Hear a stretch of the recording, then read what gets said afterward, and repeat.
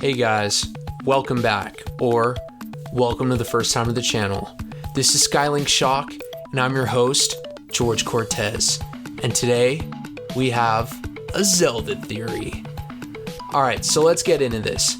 After this huge period of no Zelda news at all since Breath of the Wild 2 got its official delay, and Nintendo, of course, skipping out on E3, I gotta ask, is this game even alive? I mean, a third Hero of Time game would be pretty cool. Oh man, just kidding. I mean, as much as I would love it, we're here for Breath of the Wild 2. Or more specifically, something I'm shocked we don't have already. The freaking title! I am really tired of calling this game Breath of the Wild 2, nor do I want it to actually be called that. That would be, terrible. And since I don't want that to be a reality, I thought deep and hard about what the heck the title could be. Oh man, do I have an idea for you guys. It's The Legend of Zelda, Revenge of the Sealed. Actually, while I do like that title, it sounds like a little movie title from a small series you might have heard of. What was it called? Oh yeah, Spaceballs. All jokes aside, I do have a title for this game, and I want to share it. But I also have an idea on how others can come up with one that's accurate. So I'm going to explain that first.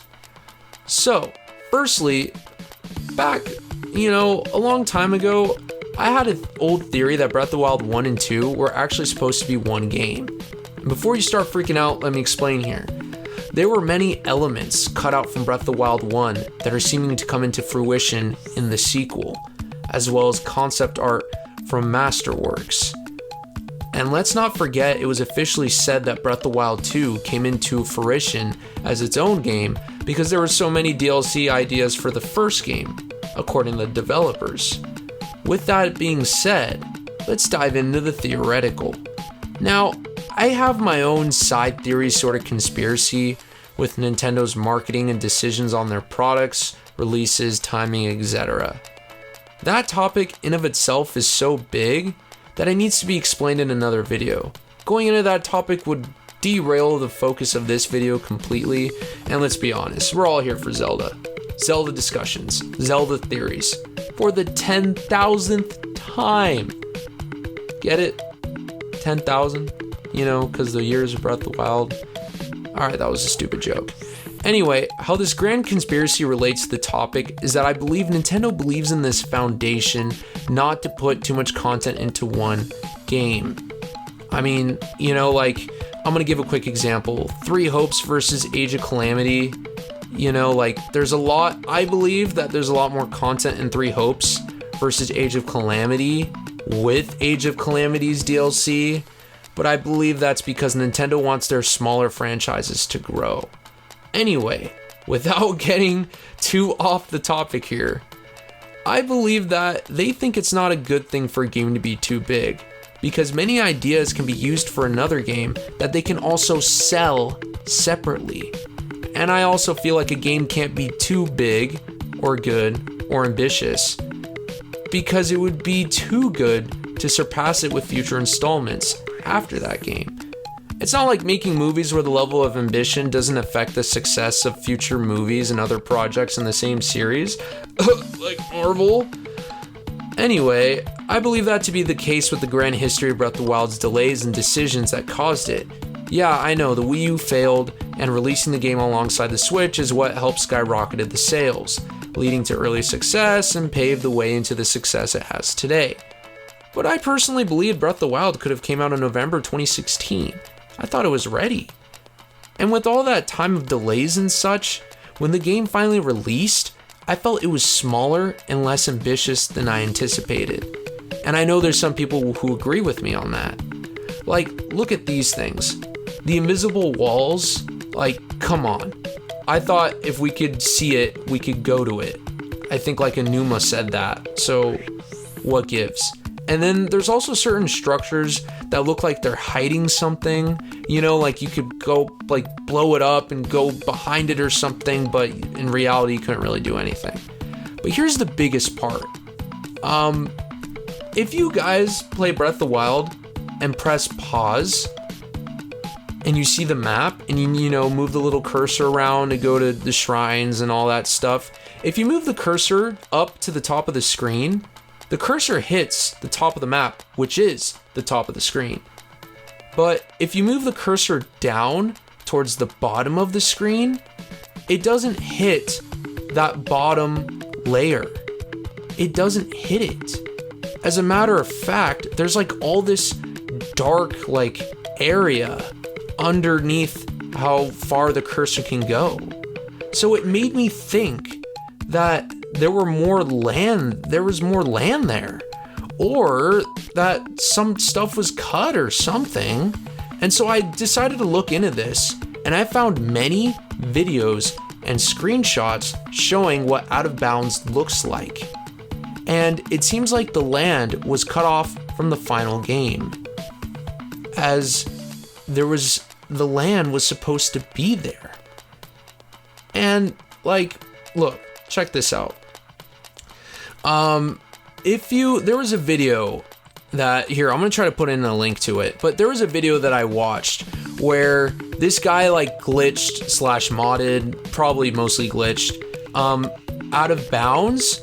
And when he glitched out of bounds, he like, there was this land that you couldn't like, there was no collision, but existed outside the map. Like, you can go through that land, but there was this land that existed, and it really made me think that there might have been land that was cut. And maybe because Nintendo wanted Breath of the Wild 1 to focus more on Central Hyrule. You know, so, and then it goes back to what I said earlier about a game having too much content, you know, and they don't want that, because then those ideas could be used for another game, and they can make more money by making another game. And let's not forget that we have this claim, you know, of the DLC turned into the sequel, as well as all this concept from Masterworks that was probably made long ago, showing things that are seeming to happen and or heavily speculated to happen in the sequel. Remember, this concept art could have been made quite a while before the game came out. The Zelda team has been pouring out ideas to reinvent the series, as we learned they have since the 2013 Direct, first talking about Wind Waker HD and teasing the next Zelda game, ultimately going to be Breath of the Wild. But then again, this isn't a video about Breath of the Wild's issues. Let's focus on how we're figuring out that title, remember? So, I believe the grand story of both games shows us unique takes on Zelda, Link, and Ganondorf.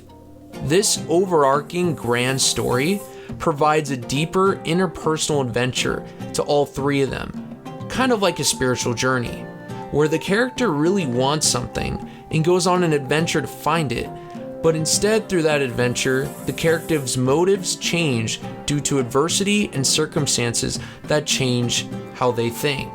And like I said, this will all happen to all three of the characters, and their stories are part of a greater whole, of course, spanning across 2 games.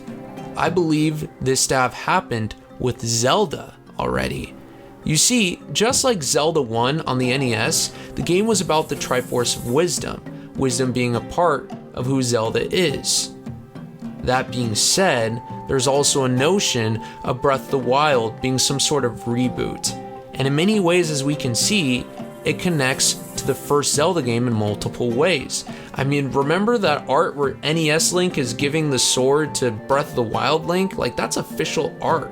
And then don't forget about the Breath of the Wild prototype that was based off of, you know, the original Legend of Zelda game.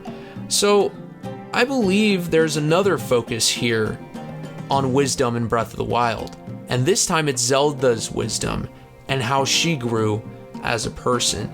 You see, the story of Breath of the Wild was mainly about Zelda's struggles and growth, as we saw through the memories.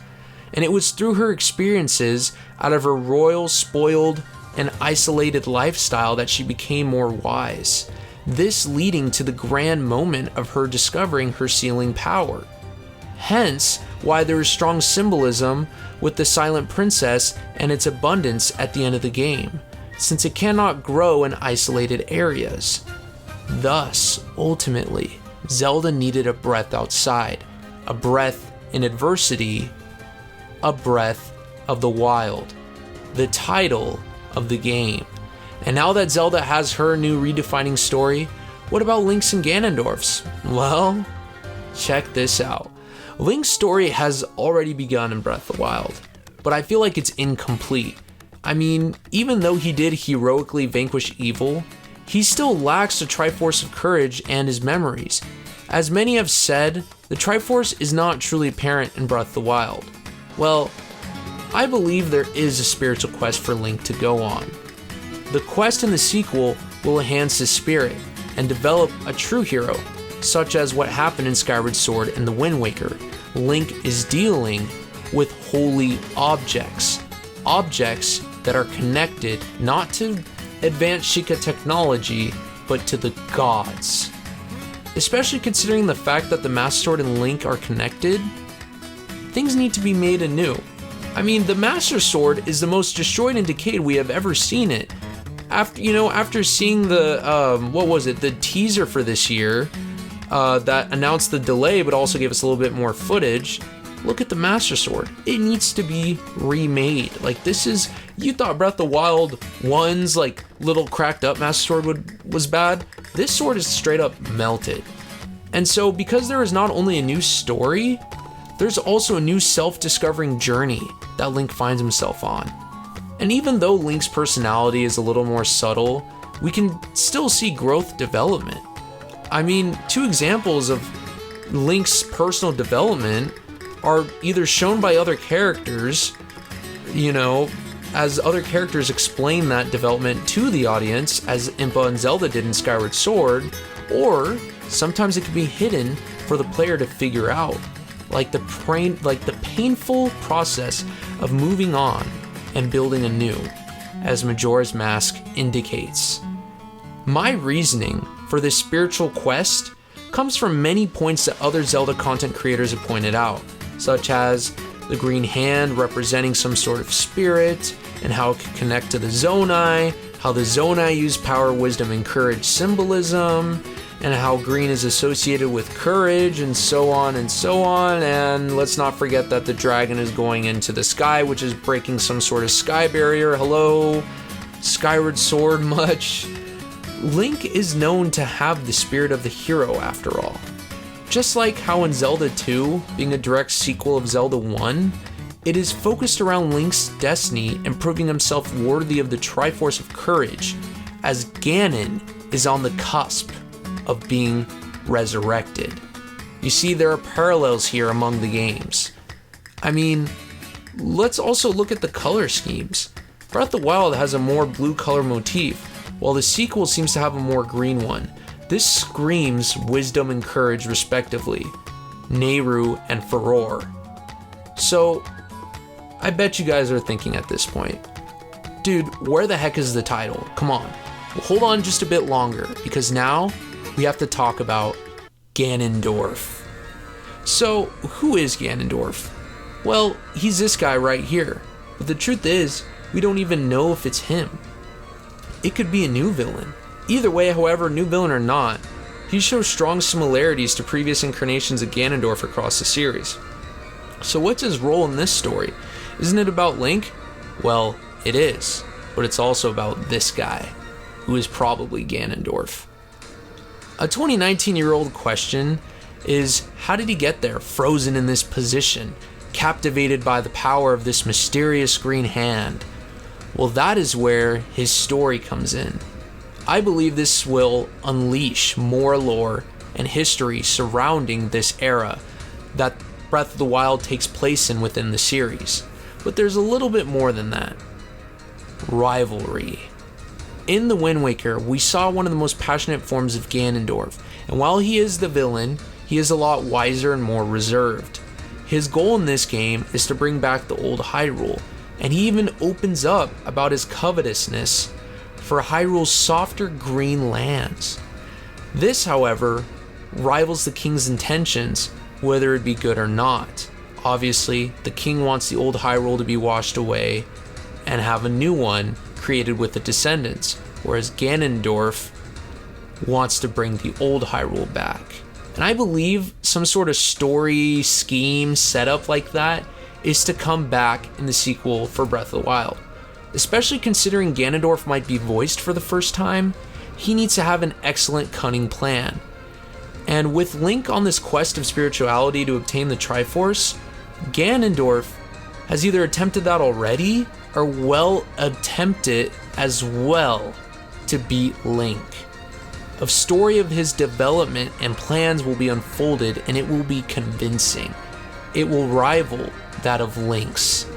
Link has what Ganondorf cannot, and so between both of them there is this battle of spirituality. Now that sounds like a title, huh? Considering the titles of previous entries, most titles revolved around a specific item or character. But with Breath of the Wild's more deep and metaphorical title, it is likely the same suit is to follow for the sequel. If Breath of the Wild 1 and 2 are one narrative, I would assume the title would be something along the lines like Balance of the Virtues. But since Zelda's role and growth have already been fulfilled, what remains is attempting spiritual balance through courage and heroism or through power and lust.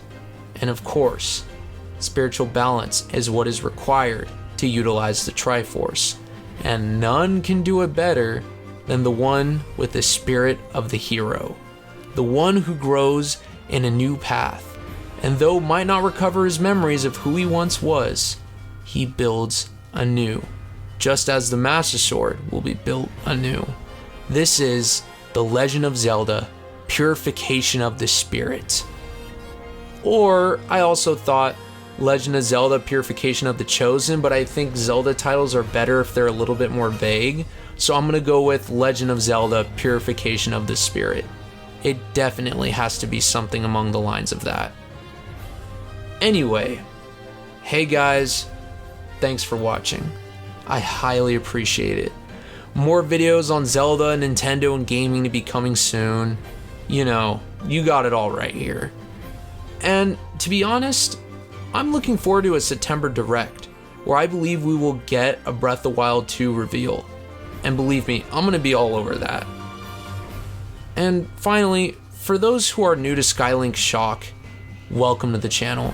If you like this video, give it a like, share, and of course, subscribe if you haven't already. I hope you guys are having a great day or night, and I will talk to you soon. Remember, be kind and stay sharp.